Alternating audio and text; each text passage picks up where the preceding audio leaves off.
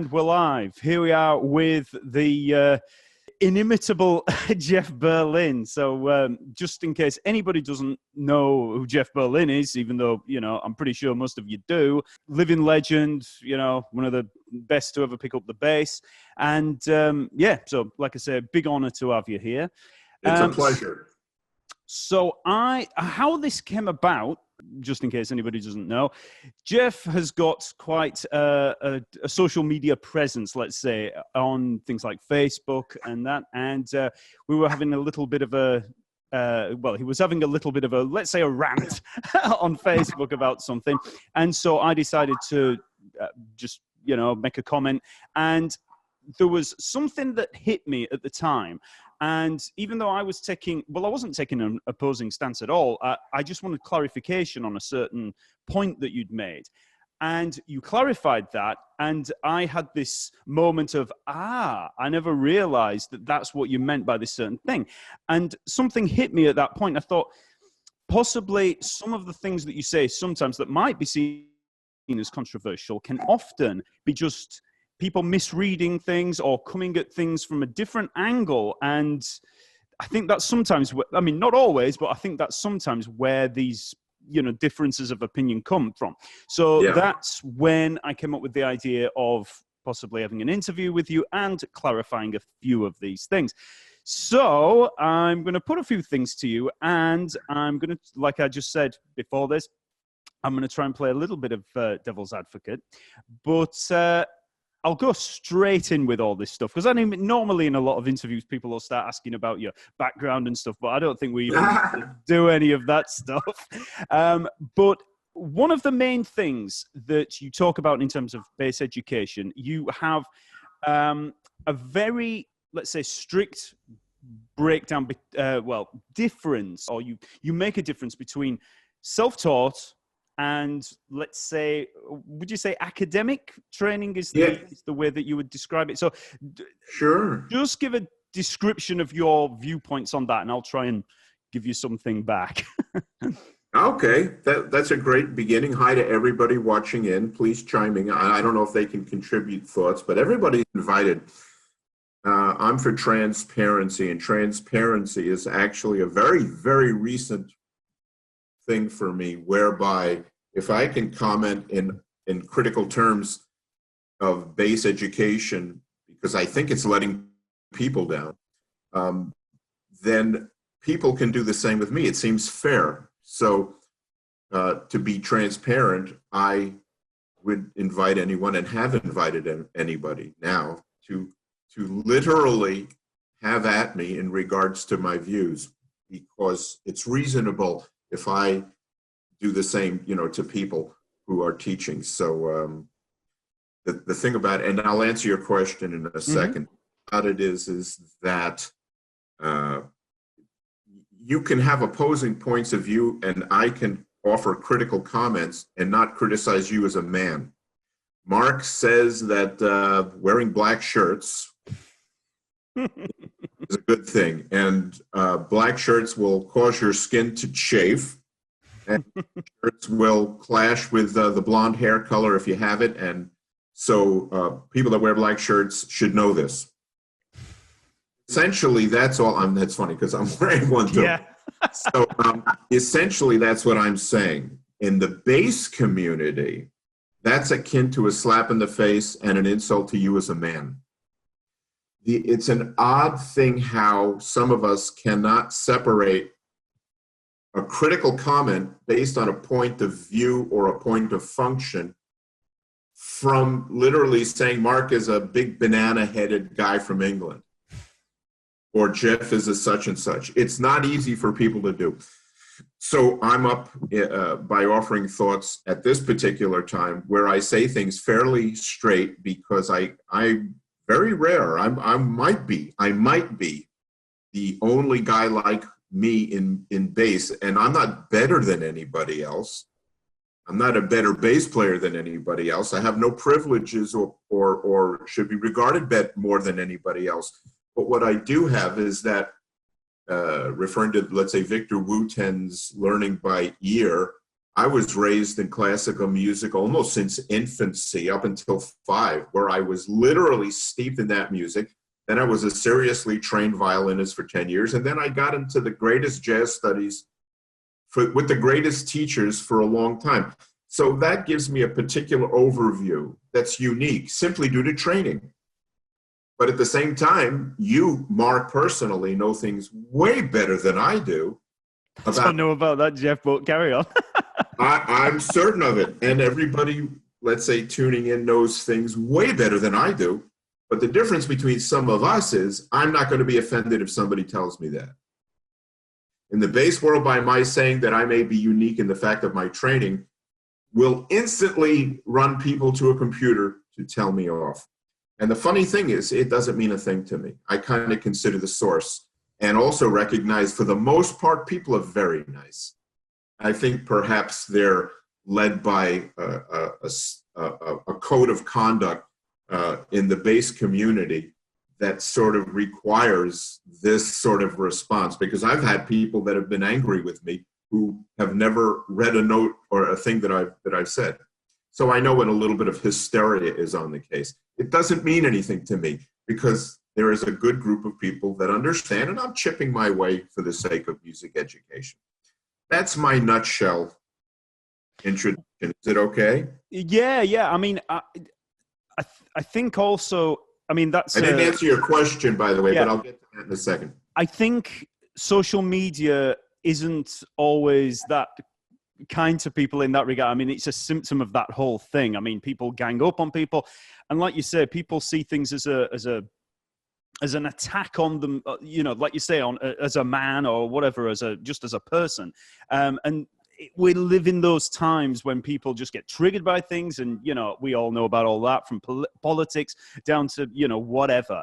And people can have a platform for being able to spout and stuff, and I suppose it's a great thing. But the one thing that I do really appreciate about you and the way that you do it is that you are open to discourse. Now, if you weren't, and you were saying any of the things that you say, and it was, you know, it is my way or the highway, and you know, you were, let's say you were a lot more combative about it, and didn't want to listen to anybody else's point of view, then that would be a problem. But you know, I've found that you've been very open to discussion, and the thing that has irritated me slightly, and again, this is a thing that seems to be happening all over the world, is this kind of deplatforming process where, you know, whatever forum it is, you know, you've experienced this yourself, where you go on there, you have an opinion, it stirs up a lot of, you know, conversation, let's say, and then before you know it, moderators, whoever, start wanting to deplatform that people. And we've seen this again in things like Twitter and all over the place. And it's not really, it's not good for free speech in general. And, you know, that's how I feel about that. I don't think deplatforming is the way to do this. I think, you know, proper debates and discussions are, and that is something that you're really open to. So, well, there was a couple of people have commented about how I was kicked off of bass sites in the past. In the first time I was kicked off of Talk Bass, I deserved it. There's a before therapy, psychotherapy, and an after psychotherapy, me. And before I was in therapy, I was exactly the things that people accused me of, combative and closed-minded. So the reputation that I had started is on my shoulders. It's on me. So I don't deny it. I embrace it and say people are absolutely right. And there is a reformed sense of the person that I am now, who still hasn't changed opinion about what I believe in, and which I think I can prove in a large way. But the reason that I was kicked off of TalkBass is because people had at me for the same way that they're having at me elsewhere. I don't conform to their group vision of comportment. mm-hmm. Essentially, that's it. And because I often comment about Victor Wooten's individual teachings or Steve Bailey's individual teachings, or things where I'm not commenting about the people. In fact, I'd rather have always said and will say that Victor is a phenomenal guy, because I know him, and one of the greatest bass players I ever heard. But I will comment about certain points of education, because as a public figure, there are things that are affecting people's futures in bass. So even if people may be offended by this, I say what I say to be as specific to the point, as if, again, Mark is a phenomenal guy. We love to hang, but he believes that, you know, eating soup with a knife is a good thing. And I say, well, I think Mark is not, and encouraging people or standing for the idea of eating soup with a knife. But people ought to know that Mark's idea may get your clothes stained and it may burn you. So you really don't want to follow Mark's suggestion of eating soup with a knife. Now, in any reasonable discourse, people might accept it, but when you have icons that are considered untouchable, it's already been decided, not by Victor himself, but by fans or people, that this gentleman is not to be questioned. I won't go there because I don't mean any harm. I'm talking about principles of learning and nothing else. Getting off on a detour. No, but I think that's very relevant, because you'd be, if you're not careful with that, you end up going down the argument from authority kind of fallacy, where just because somebody is an authority figure, then they're not open to criticism or whatever. You know, anybody should be open to criticism, and, you know, you're an example of this, you know, because you yourself are an authority figure in education, and you are open to that, you know. Yeah, well, it's bass players have decided, and again, it isn't Mr. Wooten's decision. There's nothing here that I'm actually referring to him at all, but rather I would say people in general who play our instrument have decided that that is not to be the case. It's a decision by a committee, in a sense, discussed and not discussed, that certain icons of certain personalities of bass are hands off. Yeah. Happen. And that to me is a bit of a kind of a delusional thing. And it doesn't end up in a good way when it almost ends up as a cult idea, because when you have a cult, yeah, the leader is sacrosanct, beyond question. Every word that comes is a word from, you know, the high on. It's a cult mentality, and it isn't healthy for us. So, which is prevalent in. I mean, I'll get to this later, because I'd like to get your thoughts on things like YouTube and stuff like that. But one of the things which I'll get to later is that I kind of think myself, being someone that's a part of all this YouTube stuff, it does promote a kind of guru figure mentality, simply because of the way that people follow things and stuff like that. So I see what you mean. But one thing I would say about what you just said about Victor is that I suspect, I mean, I might be wrong with this, you know him, so I don't know, but I suspect that he probably wouldn't view himself in that way, as being hands off. It's the people that are, you know, a part of that tribe that are saying he's hands off, because I'm sure he'd be open to criticism as much as anybody. He is. This is a very decent and kind and open and generous guy. He's a guy also that seems to be self-taught and not privy to the elements of what trained music or things can give you. And that's where I think the point is. And because he and maybe Steve Bailey or the Berkeley or the MI or I think the Guilford, you know, there's Polytechnic, there's different sources of influence. And when you have influence on people, to me, the responsibility is way higher. And in certain elements of comment and offering to help people, to help has never been the issue. I mean, to be honest, I think almost every bass teacher that I've ever known of has been nothing but generous and loving. The issue is the commentary and the guidance given, to where I'm certain, based on my background, that a lot of bass players are never going to realize even partially the potential that could be theirs. There's a fear about learning music. And again, I'm not saying everyone has to. I usually relate to people laying down a check. You know, if you pay a check, you pay to a plumber, you want the sink fixed. And you don't want, there are many ways to fix a sink and many roads and many ways to approach fixing a pipe. When people pay money, they want that pipe fixed road one, manner one. You know, it isn't a multiverse of possibilities. Certainly, you want the simplest and most direct. So when people pay a check, it indicates that they want something beyond the self-taught player, which gets us circling back to, you know, your original thing. The self-taught player is, I believe, what everyone's talking about. That they'll always mention McCartney or Jocko or somebody, and they'll say, well, he never took lessons. And it's true. But had he taken, actually, Jocko did take lessons, but that's another post or something. Formerly self-taught, yeah.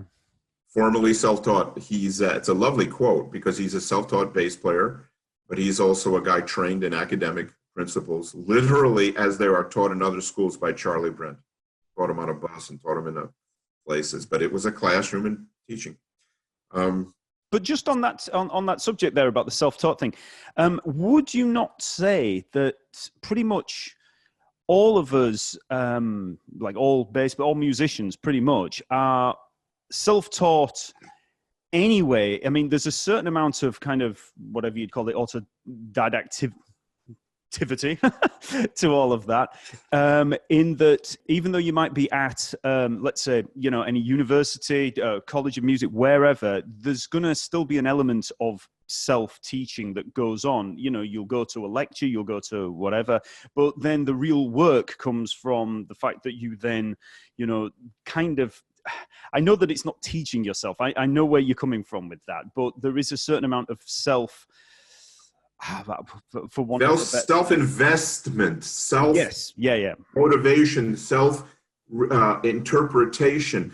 But sure, and that also sort of lends to another thing that people have never quite gotten in regards to my comments, because a lot of people will say, well, you think you're the only one who's right and everybody else is wrong. Nothing is entirely and completely one way. We know that. There is a unified goal in a lot of things, but I've never actually said that my way is the only way to learn. I've said my way, which actually isn't my way, and I've said that a lot recently. I don't have a way. I have offered a way that existed for many, many years, centuries actually, that has 100% or just about 100% positive result. So I don't actually have a way. So it isn't that what I teach is 100% solves all things. What it is 100% proven to solve all things if you follow the methodology. So you may go to a school, I don't know if that's a subtle difference in terms. It's like you can take vitamin C and I can take vitamin C. Your body may react differently than my body reacts, but essentially vitamin C has one job, and it is a positive result by taking it. Does that make sense? It does. So in that, when we're learning music or being taught music, it's true there's the subtle amalgamation and bending of that thing. But if you're paying for lessons and you learn, let's say, you know, this little 4-bar exercise, and I learned a 4-bar exercise, eventually we're both going to get benefits, practically 100% predictable benefits by doing the same exercise. Yours might be slightly different than mine. That's the human difference between us. In other areas of learning, it isn't that way. There isn't even a formula or a basis that people will share in a benefit from it. It's a supposition that if you, they used to have this big hand grip issue that I was greatly against. And that if grip master things, yeah, those things. I know what you mean, yeah. You know what I mean? And I was against it because I said that bass players were subtle, and it's not that, you know, closing and opening thing. And yet somebody would always say, well, I had a benefit. So I can't argue that person. But for the most part, since most people didn't have a benefit, and for the most part, since using a metronome generally doesn't benefit people, and for the most part, music does benefit people. So if I give it 85% or 90%, that's a pretty good statistic for anybody. Well, just on that point, because this is something I think you probably need to clarify more than anything else. And I Go think for it. I understand exactly what you mean by this. Okay. But I suspect other people might not. And that is when you Yes. say that it's that methodology and and the word I'm going to use is content rather than because I'm going to come back to that in a second. But so the content being music. So you're saying that learning music first rather than anything else. Now, I think that when you say that, a lot of people are going to think, what is he talking about? I'm learning music. I'm learning, no matter what I do, I tend to be learning music. So you're using a very broad term that a lot of people might find confusing. I have clarified that for quite a long time. Okay. And I referred to it as academic study material or something like that. I've always used the word academic, or when you are learning academic music. Which is why I used that term at the start to say self-taught versus academic. I've heard you say that, but I think, and I know that the argument not against... that clear in this? I know that this would... sounds kind of like, well, if they don't know what that means, then they should know what that means kind of thing. But I think... correct me if I'm wrong. What I think that you're actually trying to put across is the standard way of learning, be that reading music, harmony, and all the nuts and bolts that go into, and for want of a better word, and I hate using this word, but music theory, okay? So all of that and the things that come from that, because of course music theory is such an umbrella term that covers so many different things. So it doesn't describe that much when you get further down the line. But I think you're kind of meaning that kind of stuff. And am I right in that? Yes, you are. And again, it all is contingent on a paycheck. It's entirely that. Self-taught and trained by music academics. I'll define that now. It's actually the thing we opened up our chat with. May I go there? Yes, yeah. Okay. Self-taught, in the truth, everyone's self-taught. 100% of every bass player who ever played, that's 100%, including everyone that's ever been trained in music like myself or like Jack Bruce or somebody, those of us who were trained in music were nonetheless still self-taught in another area of playing. Thus, self-taught is being in charge, entirely in charge of your own progress as a musician. That could come about if somebody says, well, you should do this. I could do it or not, but since I didn't pay to get a result, I can take it or leave it. Anything I listen to, anybody that gives advice, any experience that I accept or reject is entirely on me because I'm self-taught in charge of my own playing. Being taught music for a paycheck, to me, exacts a different responsibility from the teacher. Being taught music, academic music, means to be taught what I consider to be the true language of music, the grammar of music, the function of music off the instrument so that we'll be able to play it on the instrument. And what a lot of people may not understand is that this music is not meant to be applied to a gig. It never was. And I'll point back to yours and my early training in reading and writing. And we are separated by a little bit body of water here. But I will submit that you were trained as I was, that you were taught how to read and write from very simple words and what a verb is and what a noun is and what a pronoun is. And the reason I think that this is true is because there is a universal teaching of academic English in this particular conversation that is mandated and perfect to where every single poster on Facebook went through the exact same or similar training and got the skills to express themselves beautifully in posts, expressively, artistically, angrily, happily, supportively, insupportively. The lessons came first. The art came second. And there is no exceptions to this that I can think of. You have football players in England or rugby players or whatever. Before a guy, I mean, you probably learned in the park, knocking each other about and all, and like, the Americans play football, baseball. But the minute you got into a league, you started to train. And there is a factual regard that always preceded the doing of. that's what academic training is. And that's where I feel a lot of people are missing the point, because a lot of teaching today is based on the same stuff that you could learn as being self-taught. So that for sort of a redundancy in education, people look at like learning a groove. And I thought everybody plays a groove, you know, and the better bass player you are, the better your groove seems to be. But you get a bunch of kids in a garage slamming out, you know, the latest music, they're grooving. Don't you think they're not? Or anybody who gets a bass or something and they play, they're playing their thing. It is grooving. It may not be professional or high-level groove, but there is a sense, a unique presentation of time, and it is a groove. So to be taught a redundancy, to me, is a loss of an opportunity to be taught correctly. And I point again, I speak Spanish now. So what's the way you learn Spanish? What's the only thing in Spanish that has to be learned before we could speak the language? It's the words. Then we could express ourselves. You guys have seen Spanish soap operas. They're very passionate. First comes the words, then comes the art. And that's, and I could save people years if they would understand this concept.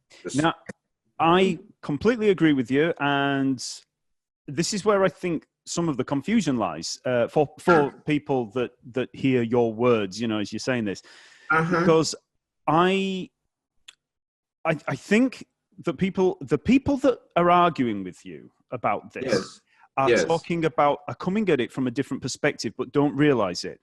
I think there's a difference between content and delivery. I think what you're talking about is content. The thing that a lot of people are arguing about is the delivery. Now, when I say that, what I mean is there are many, many different ways of teaching any one thing. And I know your thoughts on this, but that is the role of, this is why different people will have different teachers. You can go to, you know, any number of different teachers, but there might be, let's say it's a major scale, right? The most basic thing you could ever learn, right? That's the content. The content will remain the same no matter what you go through. Chord construction, everything, all the facets of harmony, all the way through to advanced composition. That's the content. But the delivery is different. Now, they're still teaching the same thing, but one teacher might be able to explain it in one way, another teacher might be able to explain it in another way, but at the end, you're still getting to the same destination. You're taking a different road, possibly, but you're reaching the same destination. And I think that what's happening with some of these arguments that are going on is that you're arguing for content. Meanwhile, all these other people are thinking, well, hold on, there's plenty of ways of learning things. I learn like this, I learn like that, and blah, blah, blah, blah, blah. But what they're talking about is delivery, not content. Because the content, like you say, learning to read, you got a stave, you got the notes, you got the rhythms, you know, whatever other embellishments there might be on that, but the content remains the same. Exactly the same with any other part of musical learning, but the delivery can be different. Some people can teach quite well. They'll teach one thing and it just goes straight in. Like I might listen to you talking about a particular aspect of, I don't know, improvisation or something like that. And it might just click. And I might think, man, that explained that perfectly. I've got it. That was great. But I might have been talking to somebody else about exactly the same thing, and I just didn't get it. And I'm like, well, he just confused me. My dad is the perfect example. He's an electronics engineer. He knows electronics inside out, right? He can design the things from nothing. You would think I would know something about electronics. Being his son over all these years, I know nothing because he's the worst teacher ever. The way that I teach is actually based on doing the exact opposite of what my dad would do, right? So I think this is a key difference or a key point in the reasons that people rub up against you, because they're talking delivery, they're not talking content, because no one would argue that. That's why when you say many people do argue that many people are anti content, but we'll get there. It's okay. I'm listening. I mean, possibly. I mean, I do know that some people, you know, it depends on the kind of style of music they're into and stuff like that. Sometimes that'll influence the bias they've got, you know, and they'll be like, oh, well, Paul McCartney didn't do this, like you said earlier. I don't need to be able to read. Why do I need to be able to read? They'll just, because they're thinking of their And they're right. Yeah. And because they're thinking of their favorite bass player or maybe the gig they've got or something like that, it's like, well, why do I need to do that? Then, like you said, they're probably right. But in terms of academic learning, it's going to be the same stuff, the nuts and bolts of music. You know, you can't really do it any other way.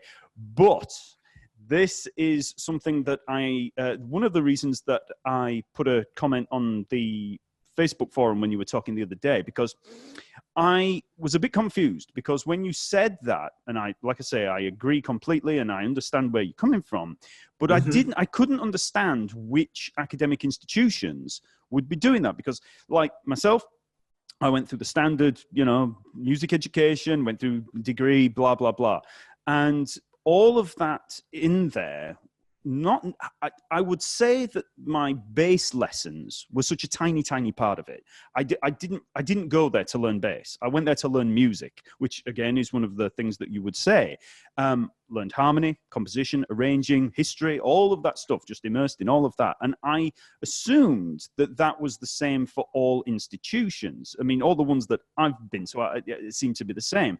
But there was one thing that you said, and this is where the clarification came in, because as I said that, and then you replied with, I don't mean harmony and arranging and, you know, that side of it. It's more about the bass curriculum. I remember that. Was that you? That was me, yeah. Okay. Yeah, I remember it was that. What inspired me to write a personal message to you, because I was like, I thought that clarified that point, because I wasn't thinking bass lessons. I was thinking that you were criticizing the whole of the academic institution, and that would be the thing that you would be criticizing, is if they don't teach that anymore. But well, I'll offer a thought. I often have said bass education, bass educators, bass teachers, and your point going back to the that teachers teach differently. I absolutely, and you're explaining this here to me is a clarification that verbal face-to-face makes things a lot more clearly. I'm writing a post. I've got a bunch of words, and I get to it believing people are okay with it. It's this process works, this doesn't work. I wrote today, people say there's many roads in being taught. In being taught, many roads or many methods. And I said, can people tell me what some of these methods are? And if you look on Facebook now, there was a whole list of responses, but nobody answered it. It was a discussion. So I removed it, reposted it, and now people, I think, are explaining the ways and means. Forgive me, I'm trying to tie in my thoughts. No, I know, I kind of went off on a tangent there as well. I was digressing, but... If music is the core, the academic, harmonic-centered, factual, functional music, like a verb and a noun were taught to us, and like yo quiero comer algo is taught to a Spanish student, it kind of doesn't matter if the teacher has a different way or an approach, because generally they don't. If I'm going to teach you a Spanish, you know, how to conjugate a verb, I can only really do it a couple of ways. There's not too many ways unless I go out of my way to invent one. That's sort of why I'm very much against the reinvention of bass education, because people went out of their way to reinvent the system that didn't require it. So and that's my opinion, when your explanation is there's many ways to learn how to play a C scale. If the C scale is core, and if people really want someone to teach it to them in a different way that relates, have at it.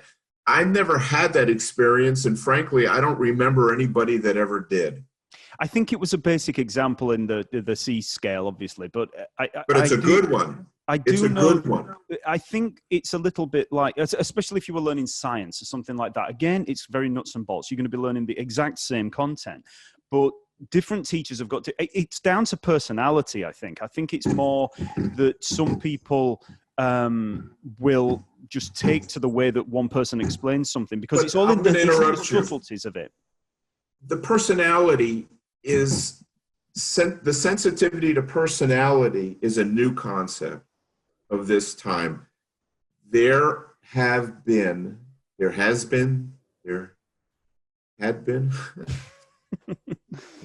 generations of people who were not under duress and who dealt with the teachers that sometimes rubbed them the wrong way, but they didn't have to eat dinner or live in their homes. They learned from people, including music. I've had music teachers throughout my life. They were fine people. I don't recall anyone who ever hit me. I heard someone got hit on the knuckles. I'd have walked out on that lesson right then and there. What's that movie where the guy threw something at the drummer? Nobody does that. That's fantasy. The nature of the sensitive, interactive, I need the right teacher for the right guy is a creation of today, in my opinion. It just didn't exist. And if someone was decently interacting with someone, not verbally abusive or physically abusive, you sucked it up. I mean, information's information. I could say to you, hey, Mark, a C scale is la, la, la, la, la, and I want you to practice it. I could say, hey, Mark, gosh darn it, why don't you just practice the C scale? It goes la, la, la, la, la. And the other way is, Mark, take your time to do the C scale. Yeah. Now, I know you want to say something, but just to finish this point, that is a new concept. It's a part of the millennial era, that the right teacher for the right guy. I can say that historically, I'm an older guy, I'm 66, I've been around. It didn't exist, and people learned just fine, and none of us, or few of us, ever had psychological traumas. It's a sign of this time. So I won't refute, but it is what it is. People learn fine. I think I probably phrased it wrong there, because I didn't really mean in terms of sensitivity in that way. I know where you're coming from. Any interactive That's way. Kind of like the snowflakes getting triggered by the by the dodgy guy. What did you say? I don't really mean like that. I just mean that different. Like, there's a lot of times when there might be a concept. Let's say it's not a major scale or anything like that, but it might be let's say it's quite a sophisticated. Well, actually, let's take something concrete. Let's say something that applies to the people that may be listening to us. Yeah, so let's say we're talking about secondary dominant chords, or maybe even tritone substitutions or something like that. Something where it's very nuts and bolts. It's a very, you can explain it very simply, just using, sheet music. You can just say, there you go, that's the tritone in the dominant seven. You can do all of that. But I found that, this even happened to me. I mean, it was a very standard, education that I had with it. There was no frilly, stuff in there. It was very straight ahead. It was just normal way of learning stuff. But sometimes somebody might explain how something like that might be used, and might not use the right examples of application and things like that. The actual nuts and bolts of it, in terms of this is what the chord is, this is what the substitution is, that's very simple. But in terms of sometimes showing what the application is, a lot of the stuff on the periphery of that might be a lot easier to grasp, depending on possibly different analogies that the guy might make, or whatever, just the manner that person puts it to you. Now, I'm not saying that's, that we've all got to start making these frilly analogies and things like that. Not at all. It's just like I said, I'm kind of playing devil's advocate here. So I'm actually trying to look at it from an opposing viewpoint. And I think that is still where a lot of the diverging kind of perspectives come from, in that somebody will be listening to what you say, and they're not realizing that you're just talking about the content. It's not really about the delivery. The delivery is kind of irrelevant in a way, because, however that's delivered, like you said, they can all be pretty much the same. It doesn't really matter. But I still think that's where a lot of people are getting confused. You're talking about content, I think, and not delivery, because delivery is a very it, like you say, it's not irrelevant. That it's more relevant in terms of the kind of person that you might have as a teacher. You think, oh, well, I like this guy more than that guy. You know, the basic human emotions in that sense. But the content will still be the same. Now, the other thing I was going to say is when you said that it was about base education and not overall education, that was where the aha moment came for me, because I didn't realize that. I didn't realize that you were talking about the actual base curriculum, let's say. And oh yes. I didn't really care about the base curriculum, but I don't know how wrong I am to think that. But when I didn't go to music college and that to actually learn to play. I did go to learn. You already had to be able to play for a start. I know that there's a lot of places now, and I do have my own issues with education in general from having worked in some colleges, because people, they will take people on now for the money. You know, they will take people on. Back when I started, so we're talking late 80s, early 90s, it was still that you had to have an audition and you had to be of a level to get in. You couldn't just be a beginner and go to music college. And I know which is ironic, because I like to teach beginners. I prefer beginners over intermediate or advanced guys. Yeah, but it was very much a case of, you know, I actually, my audition piece, the piece that I played was actually one that I'd heard you playing, which was the second prelude from the Well-Tempered Clavier, you know, the Bach prelude, the bobby-dobby-dobby-dobby-dobby. So I ended up playing that. You had to have a test going in, you know, you had to have a certain amount of music theory. So you already had to play. So anybody going in there was going to learn music first as an overall. They wanted to be a better musician rather than just be a better instrumentalist, even though obviously everybody wants to be a better instrumentalist. But that was what all of that was about. And that's where I kind of, the clarification that you gave on that made sense, but at the same time, I became a little more confused, because I thought, well, I know that I wasn't that bothered about the base curriculum in there. And I also mentioned to you that the base lessons at, let's say, Leeds College of Music, which is where I went, are actually run by Sultan Dekani, who's an ex-student of yours. And he runs that great. He's a really great player and everything. So that's the kind of, so you'll know the kind of stuff that's in that base curriculum. So I was just a little bit confused at that point, thinking, well, if it's just about the base curriculum, would you really be going through a lot of the other stuff, let's say, the stuff that you would be having in the other lessons, harmony, you know, and all of that stuff? Is it as necessary to be covering that in the base curriculum? Would it not be a case of just learning to apply a lot of that stuff to the actual instrument? Because we'd be learning all of that anyway. So no, it is not a case of application. It is not a case of application. Okay.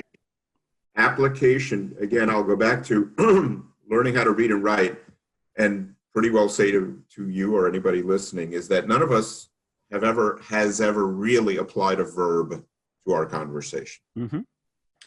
And yet we use them when we speak. The nature of learning is not application, it's learning, and it is that simple. People, and it's not anybody's fault, it's just a generational reality, tend to really overthink what this is all about. A bass lesson is different than a harmony lesson or an arranging lesson. When I went to Berkeley back in, 1972, this was at a time when Berkeley was only teaching music. There was no other style or any other approach whatsoever. It was an entirely music-centric curriculum. The bass lessons were separate from the ear training, and the ear training was separate from my arranging composition classes. It wasn't done for application. You don't apply lessons. You don't apply scales to music. There practically isn't any way.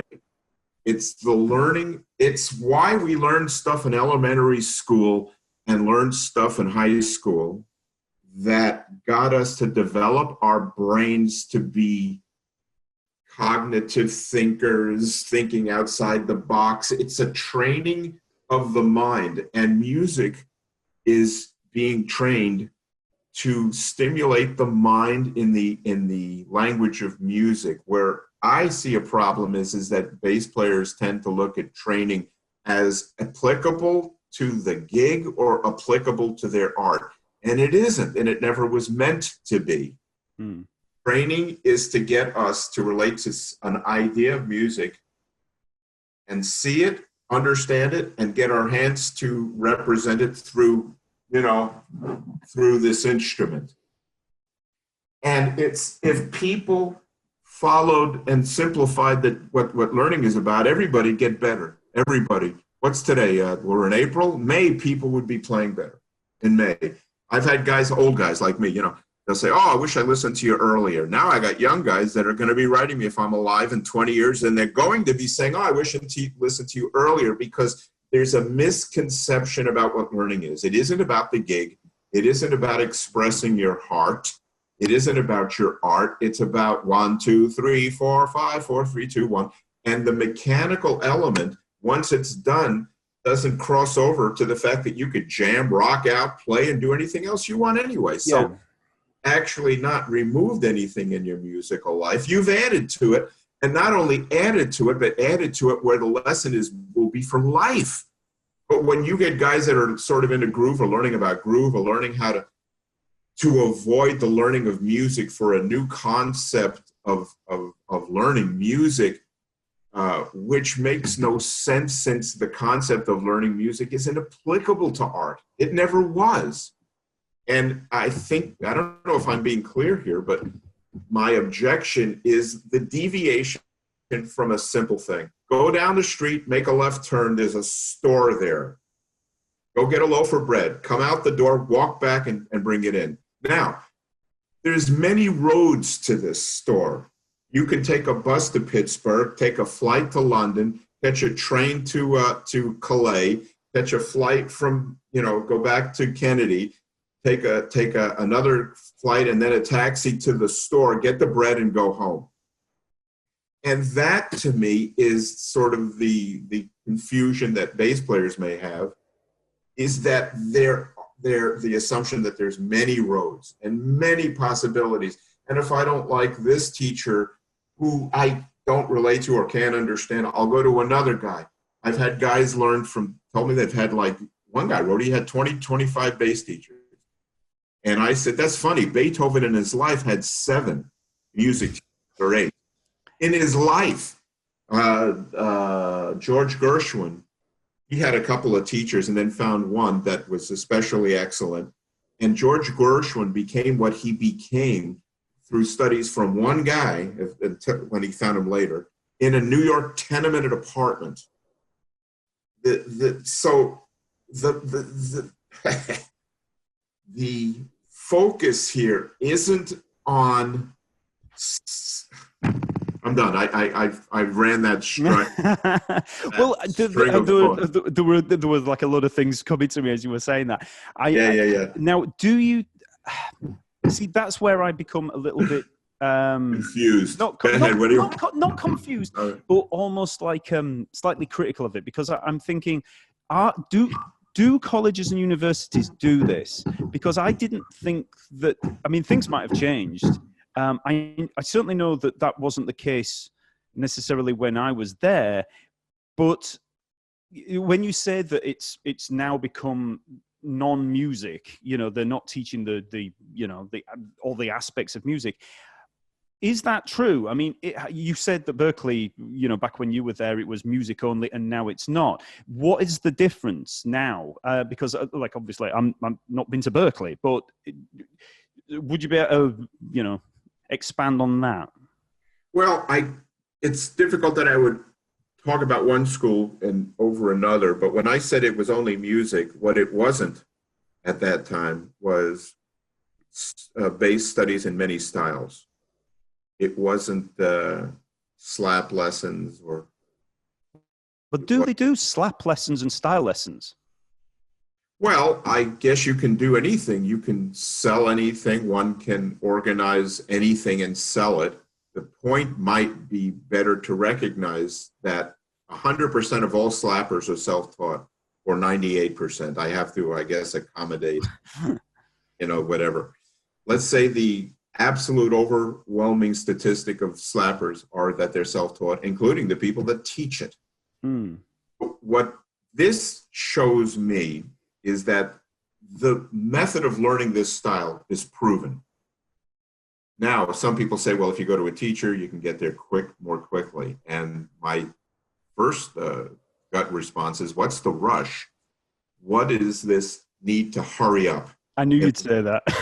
Sure, you saw that coming. So all I'm saying is that a lot of the proportion of what is taught in a lot of schools is based exactly on the same principles that just about everybody has learned for free. And even better than in the school, and I'll tell you why. Take a gospel bass player. I imagine gospel's taught in England or taught someplace else, or blues or rock. The nature of learning blues and learning rock, the nature of learning is to screw up. The nature of learning is to make mistakes, play wrong notes, play badly, play through lousy gear, and do something about it. It's the experience of dirt that makes us have the need to get clean. It's the experience of being in a gritty, uncomfortable, unpleasant, and musically unrewarding situation, but loving music so much that we find out and learn from this awful experience to become what we can become. And I submit that every great rocker did exactly that. Yeah. And because the history, I repeat, the history of most styles is populated with people who went through these experiences to come out clean at the end, excellent, rewarded. Hendrix didn't just show up at Woodstock. You know, he was a club guitarist with a vision, and there is things that we do to become that way. Now, bass education has cleaned and sanitized every possible bump in the road to where you can't even basically find out what you're about in the self-taught paradigm. It's like, okay, try this. We'll clean this up. Now put your thumb here. Now try this. Go here. That's okay. Let's this and that. Let me help you dial in your amp. Let me teach you how to do that. Let me teach you about pedals. Let me teach you. There is no chance, or little chance, I won't go so far as to say there's no chance, to experience and find out what you can become. And a lot of people talk about developing styles. This is the fertile ground where styles are grown from. And people are denying themselves that. So what I'm saying is, if you eliminate all the things of learning that most people or teachers will disagree with me today about, but eliminate it completely, there's an interesting reality that's going to happen. And that is that bass players are going to really be in a pickle. Yeah. Suffer. They're really going to be in an uncomfortable situation. Now, this is how, I'm afraid to say it, it's basically done. If you love it, you'll grow and you'll do. And I'm not even sure that the lessons in rock and other things actually made anyone play so well that it's noticeable on a gig in the first place, or got anybody a studio job, or got them a profession, or I'm not entirely convinced. There's 10,000 slap lessons. There's 10,000, 100,000 rock videos. And people still don't play very well as a general community. Something is wrong. And ironically, people may not see this. So what I'm saying is, if you eliminate all this and go back to what it is that got us to learn how to play, go back to English. You're a guy who writes for a newspaper. Another guy writes. He reads the Daily Mail. Another guy writes prescriptions. Another guy is a religious debates online. Another guy debates on bass sites. And all of us started the same way in English in school. The method works. It's proven. So that's why I say get academic if you're going to pay, or else you're just paying for a redundancy, in my opinion, in learning. And I think people mean well, but we're really going around. There's more videos. I see more bass lessons online, haven't you? More people. I saw one the other day for a piano. And the thing said, and I actually could not believe I read it, learn a piano instead of all that boring practicing. The ad. Don't people realize that this is the end of their musical capabilities? If boredom is, they refer to fun, got to have fun. What if you don't have fun? What if you just slug it out and you love music. I mean, you're not out in the street tarring the highway when it's 90 degrees out there. You're in an air-conditioned room with a bass working on approach notes. So Yeah. I'm not entirely sure why fun has become a criteria of learning. It wasn't fun in college. It wasn't even fun learning how to drive a car. It was scary. So I'm not terribly sure what has evoked a change in the attitude of learning. And it isn't my way. I don't have a way. It's the way they're doing it now. Yeah. In classical school, if bass players adhered to the proven method of learning, they're all going to play better. Every single person listening to this is going to play better. But since there's a big kind of an aversion, I think, against learning how to play because it isn't fun, they've cut off their own process because they haven't understood that there's a work ethic involved. Oh, completely. I understand that. So that's sort of the gist that I say. I mean, it's up to people. I mean, they can make their decisions. I just want to advise them that there is a way to go. It will get them there. It's cheap. I had a guy the other day, he says, I went to such and such. I was studying rock and I did really great. I said, what kind of gigs are you doing? He said, well, I'm subbing on a such and such gig.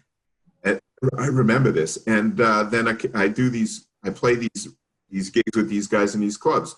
And I said, are you making enough money to pay back the $100,000 that you spent for 2 weeks? And he never responded. Yeah, exactly. So, I know.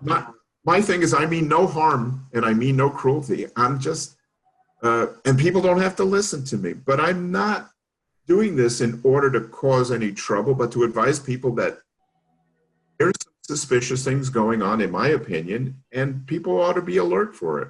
I mean, demand a better service for fixing an automobile. Demand a better service when you get a burger at a restaurant. Yeah. Or something. It has to be great, but I'm not sure why they don't ask for the same standards when being taught bass. So yeah, and I've heard you say this many, many times, and I spoke to Joe Hubbard about this as well, about the... Hubbard I respect. Hubbard is the greatest bass teacher in England along with Zoltan. I mean, he's great, and he's a lovely guy. And he, we talked about the fun side of it. And I completely agree because, anybody that's gone through any amount of, especially academic training, but anybody that's gone through it, even self-taught and got to a certain level, has had to have a certain amount of self-sacrifice, sacrificing, to varying degrees. But, that's not fun. Learning, like you said, learning chord tones is not fun.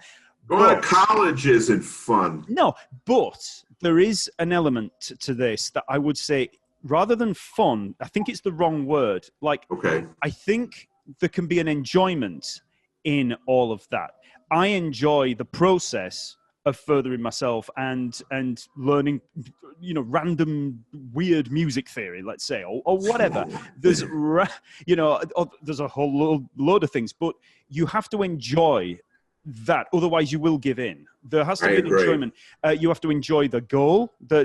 Once you reach your goals, you have to enjoy I think you even have to enjoy the process. It might not be fun, just as like we've talked about boxing or any kind of athletic sport. It's not fun getting punched in the face. If when you first start out boxing, you're gonna get hit. There's gonna be a lot of stuff, and unless you're just a complete masochist. I still have a click in my jaw, and that I caught from a guy that was going to fight for the middleweight title that we sparred, middleweight, and he hit me a right hand, and my jaw went all the way over here. And when I sneezed the next day, I thought my head was going to come off. So.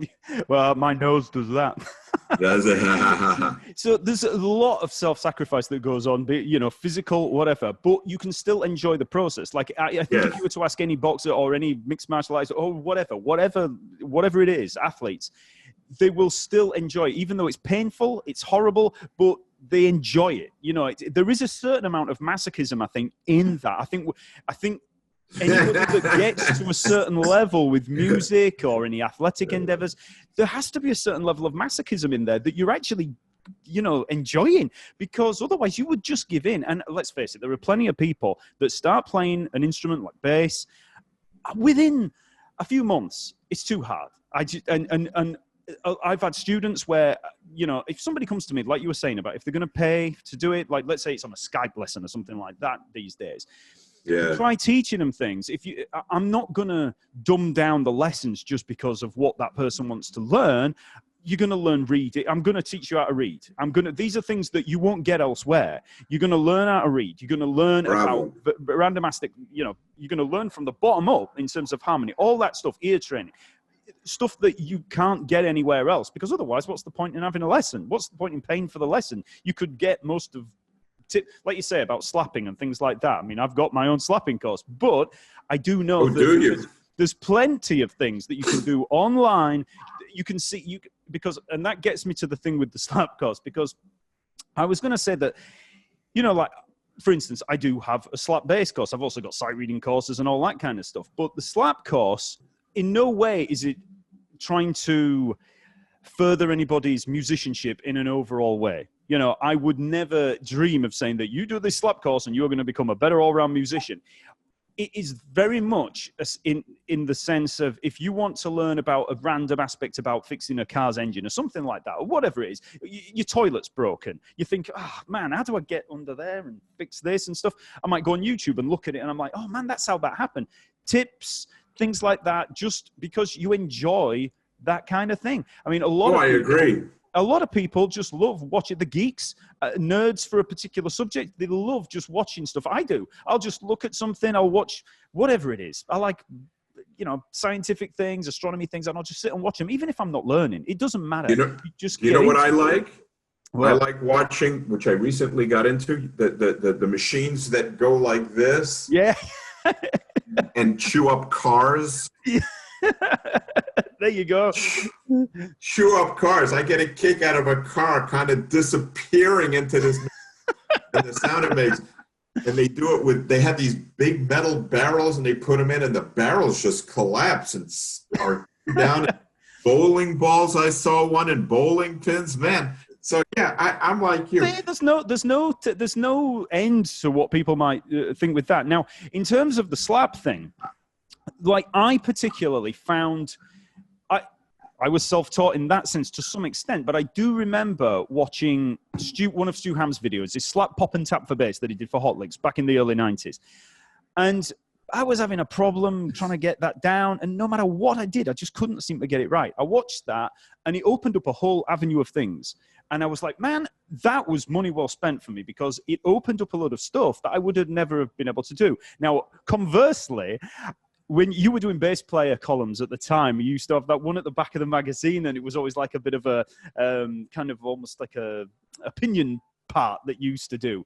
I don't know if you remember. Pre-therapy, Jeff, and I own it 100%. Yeah, and there was one thing that you said in one of those, and it was about the same time, where you were saying that if you want to be a professional bass player, forget slapping, forget tapping, forget any of that stuff. And I, you know, being a, you know, late teen at the time, really into slapping and tapping and everything, Billy Sheehan, all of that stuff. I thought, oh, Jeff, that's just such a killjoy attitude. But it made a difference. That fragment stuck with me, okay? And then when I did start, when I started with music college and stuff, my kind of self-teaching of my, you know, because even though I was at college, I was still teaching myself, you know, stuff at the same time. And I was always aware that I wanted to be a professional musician. And that stuck with me, that I knew slapping and tapping ain't going to cut the mustard. I'm going to have to learn to read. I'm going to have to get my walking down. I'm going to have to learn how to play, you know, I'm going to have to learn how to play.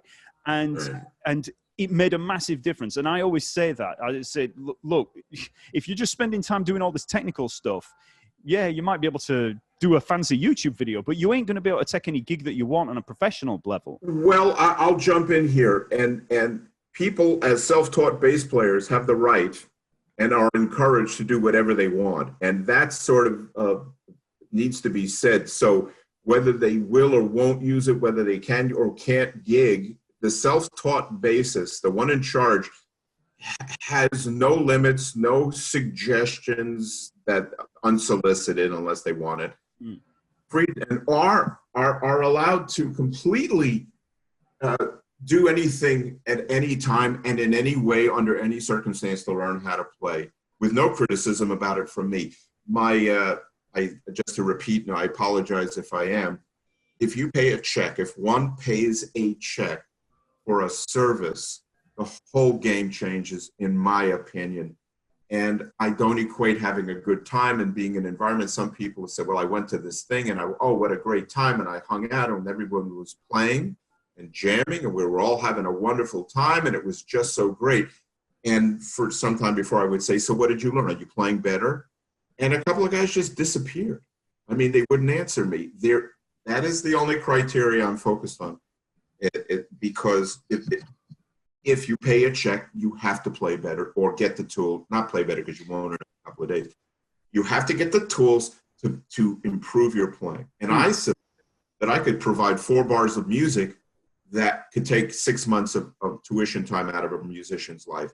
So the way I would get them to do it. Why? Because they would be doing this. There is no way better to learn how to play to do this. And every other question about spirit, love, communication, locking, unlocking, partially locking, semi-locking, locking with this way, that way, feel, everything is attributable to the self-taught approach. So the combination of the two is the strongest, I think, combination. I think I just didn't realize that was actually a thing. The teaching of groove and stuff, paying a check to learn. Because I agree. I mean, if I went to, these days, if I decided to go back to college or whatever, and I'd paid good money and I learned groove lessons or even slap lessons, I wouldn't have wanted someone to teach me slap. I want to learn music, like you say, music, regardless of how you can and can't learn groove. I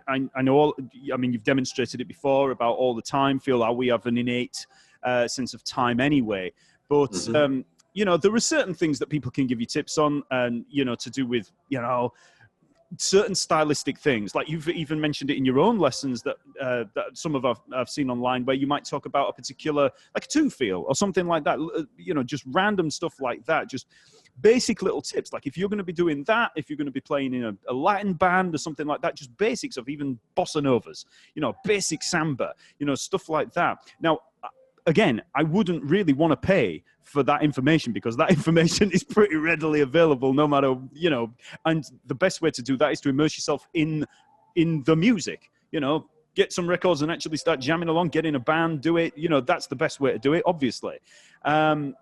Like I say, I wouldn't want to pay a check to a college to learn that stuff necessarily. Well, it's the emphasis on groove that is, it's not merely the emphasis on groove, it's the emphasis on groove, which takes up time from something more significant. Groove in school, often they'll list it in the list, like you got a groove, we're going to teach you groove, or groove is very important. But in education, groove shouldn't be important because it's education. In art, groove is important. In education, it isn't, because education is a regard of new information and the practicing of it. So the question bodes, how do you learn new information and groove? How do you learn stuff and do it with feeling when the idea is to learn the notes and practice it on the bass? And the other thing is that if groove or feel is emphasized in a performance end of music, why is somebody paying to go to school to be in an environment that they could do for free? And I submit that grittier, dirtier, way. I played once with Ray Barretto. Do you recall Ray Barretto? Mm-hmm. And this was in the 70s in New York. Anyways, this is my feeling. I'm just sharing my beliefs.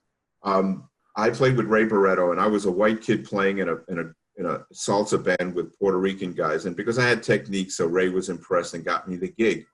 And I remember a guy named Fidel in particular, and he was in the horn section. These guys looked up at me, and they were not nice. You mama, fuff, you motherfucker. This white bread motherfucker, where's your feel? And you can't play, nothing, you suck. And let me tell you what, I was destroyed. I was mortified because these guys were not messing with me. And I went home, and I got some records, and I sat with somebody, I can't recall, and played. And it was very shortly afterward, and they looked at me, and Fidel especially went, hey, man, you sounded great, man, you playing.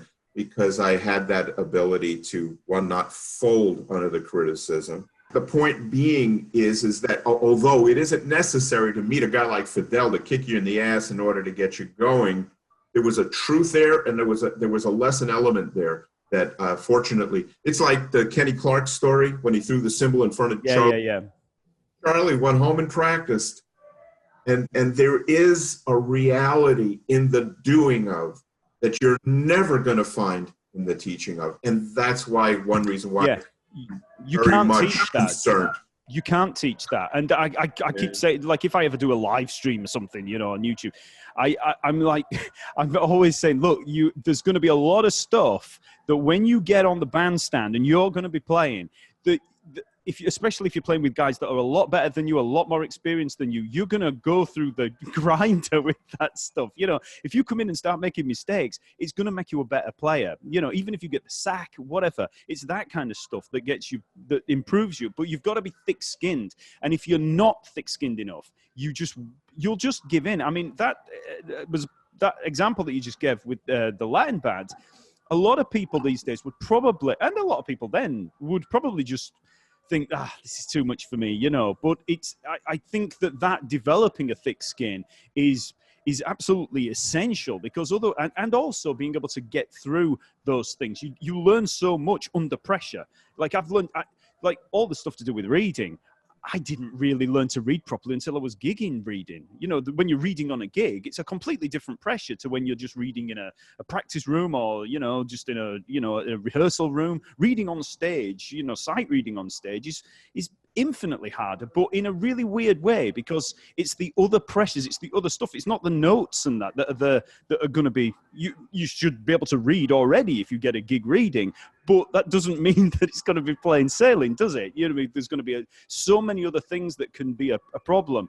So I know exactly what you're saying there, that dirty kind of, that grit that, you know, that comes from... I don't have a metaphor for it, or I don't have a synonym for it, but you got the idea. It's the doing of, and everybody did it. That's the funny thing, that in the self-taught world, everybody did it.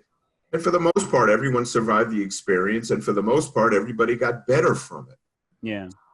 I assume it's a sign of the times in this particular generation. I can't argue with progress, and I can't argue with, you know, what exists in the society. But it's true. People are very thin-skinned now, and I'll write a thing, and people will crack under it. Crack.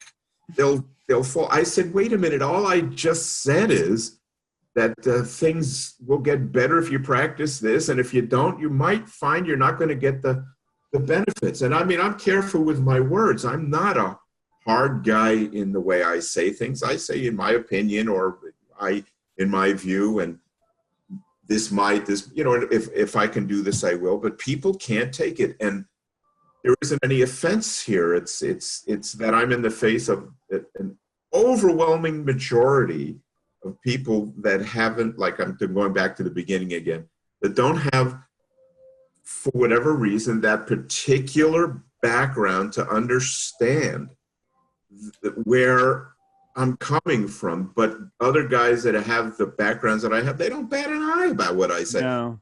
I have a friend of mine who's the bass player with the Los Angeles Philharmonic Orchestra. And we chat like this casually with no intensity or any. I mean, it's like, it's typical. It's, you know, you're a musician, you got to work at it. You're a musician, you got to learn, you know, these things, or choose to, if you choose to pay, you know, you pay to get taught, and things are, what is the word, malleable. Sure, you could do this and that and move things around, but there has to be a core to it. I'm not a hard-boiled guy, but I'm just basically very knowledgeable to the point where I know people aren't going to get what they think they're going to get. Yeah.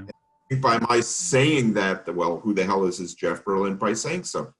The guy was a symphony violinist at one time. I mean, regional symphonies. Yeah.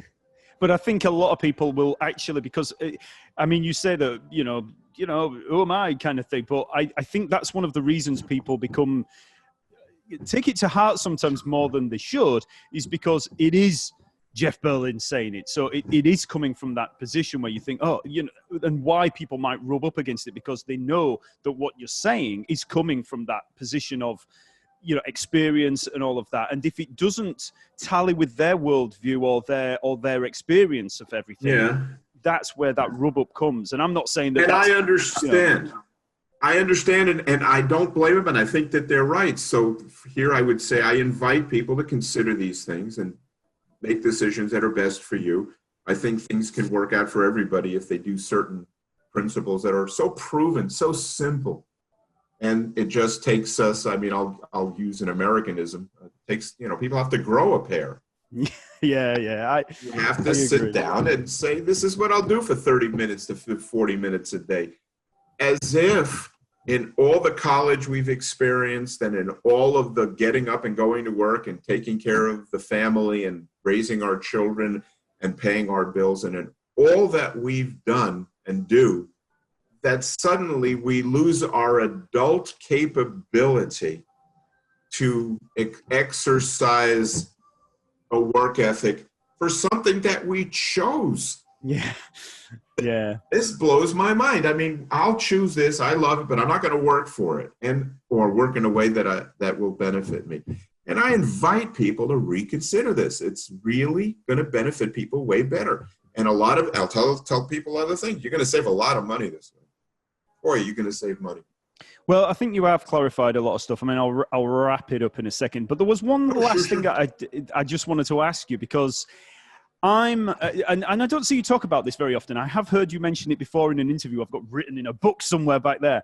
But I'm a massive Frank Zappa fan, right? Yes. And I know that you ended up playing for him briefly. I did. And so I was going to ask you, did you go through the whole audition thing and that? Because I know that his auditions were supposed to be a little bit of a roast. So I've always wanted to ask you, what was the audition like for Zappa? I came to the audition. He put music in front of me. I played as best as I could because it was a very different approach to music, the subdivisional thing. I didn't have an easy time with it. Even with my violin background, a lot of tuplets and ratio values and everything. Yes, and it was very complicated, but I got through a lot of it, or managed to, and certainly was capable enough to where he knew I would be able to do the rest if I was given time to practice. And so that was the audition, and was Vinny in the band at the time? He was. Right. He was. Did you know Vinny already before that? Yeah, Vinny played in my band for a while.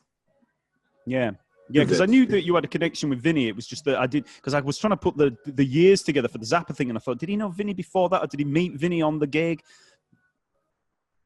I knew Vinny for a long time. I would have loved to have heard you in that band because I know that there was like the albums were a lot later on and stuff that and I'd have loved to have heard how you'd have approached some of the music that happened at that point. I was fired from the band because of asking for more money, and they thought it was a kind of a collusion or a behind the scenes thing. And Frank, if you look at the interviews, was a little bit of an irate guy. Yeah. And he instantly fired me, Vinny, I can't remember, it was 2, 3, 4 of us. And I talked to Steve Vai about it the other day. And he went to Frank and said, pay him. Because the money was low. Yeah. And he said, pay him. Frank just wouldn't have it, man. So, and that's okay. He's a band leader. He's entitled to that vision of things. So, like I say, there's a before therapy and an after therapy. And the reason I'm public about it is because of my original comment about transparency. I have to be open. I don't wish to hide anything. I don't wish to make excuses for things. Well, I didn't know whether to touch on that because I knew all about the therapy, the pre-therapy, post-therapy, Jeff. And I know it's that was I didn't really want to delve into it too much because go ahead. Side of stuff, but I know that you have drawn a distinction between the pre-therapy Jeff and post-therapy Jeff. How long were you having therapy for? Well, I went on and off since I was 18. I grew up in a very dysfunctional family, and for all my adult life, I struggled with things and couldn't work things out, couldn't find a balance in me. When I was 60 years old, it all came apart to where I had some very bad thoughts. I simply was at the bottom. Everything crumbled, just fell apart. I literally, like, I think I had a nervous breakdown. And a friend of mine said, well, I know somebody that may be able to help you. And out of desperation, I went. And I saw what I kind of jokingly refer to as a hippie chick, Beth Meeker, who was a trained therapist, who was also into spiritual things. And she is the only human being that has ever fully changed my life. And the skills that she had. And it was the knowledge and the skills that she had. She didn't relate to me, any differently than anybody else. It wasn't like I go to this teacher and I understood of this teacher. She knew more about stuff and got me to go this way. And I was in deep difficulty for 9 months. I lost 9 months of my life in a kind of a collapse and healed from it and came out of it to where you'll never see anyone more grateful for the 9 months that I suffered, for the reward I got. So what doesn't change is, because I know that people will, people that want to have at me and say, oh yeah, well, you're still kind of a, hard guy. I'm just a guy. And if I am, I'll tell you what, I'll take that back. If I am in some way, I'm okay with it. I'm okay with me. I'm okay with it. I say things in a manner that's to help. If people may not wish to take it, of course that's fair. But I'm okay with me like I've never been before. I'm caring and loving, and I want to help people. And to do so often, I have to tell the truth. And this is based on 60 years of immersion in music education and music involvement.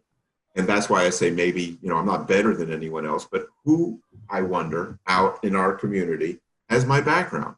I'm going to say practically maybe nobody. My background, the full immersion in classic and jazz and the kind of people I played with and the benefit I got from studying with Charlie Banakis, the greatest, one of the greatest, the top 2-3 jazz educators in history. And I was his student on and off for 25 years. So, when you get all this input, you gain a vision of things. You see things like Beth did with me. And Beth's combination of spiritualism and what is it, tarot cards and candles and hardcore psychological studies, what she had changed my life. It was galvanizing what she did for me. And I'll never forget her for it. And so in this overview, because of the appreciation I've gotten from having been changed and seeing what could happen if you go through pain, difficulty, hardship, there is rewards and rainbows and unicorns on the other end. And in that base is not that awful. I'm telling people that if you just are okay with not having fun every second of the practice experience, but love that you're playing the bass and go through the experience, you're going to get rewards like you have never gotten in your lives as bass players. And that's what kind of excites me and I like to share with people. So thanks a lot, Jeff. That's absolutely brilliant. And I'm sure that it's clarified. I mean, maybe not clarified for everybody, but I think that's clarified quite a lot of the terminology, let's say, that you use. But that's great. So thanks a lot, Jeff. I appreciate it. And let's talk soon. Yeah. Write me private messages if there's anybody that has any questions or comments or and if you're not in agreement, join me online. Share what you can. Thanks, Jeff.